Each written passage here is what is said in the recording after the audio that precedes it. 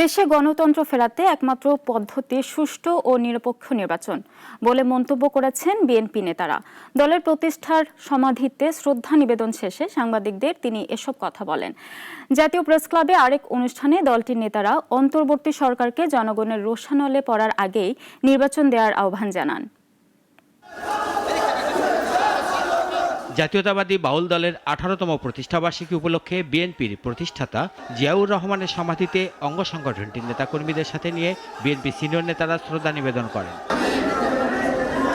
পরে কথা বলেন সাংবাদিকদের সাথে।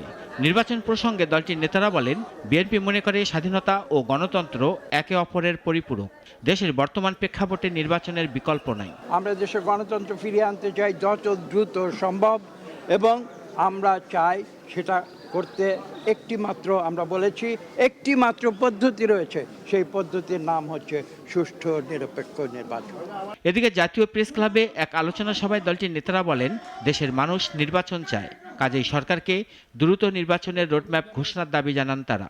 আপনাকে নিয়ে আমরা অহংকার করি, সে অহংকারকে আপনি চূর্ণ বিচূর্ণ করে দেন। পাথরে ধাক্কা না খেলে নদীর পথও বদলায় না, মনে রাখবেন। ধাক্কার আগেই জনগণের রোষানলে পড়ার আগেই একটি সুষ্ঠু নির্বাচনের ব্যবস্থা করুন।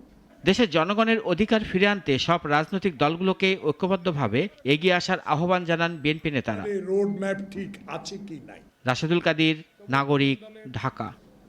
ওয়ালটন আবারও মিলিনিয়ার অফারে ওয়ালটন ফ্রিজ কিনে আপনিও হয়ে যেতে পারেন মিলিয়নিয়ার।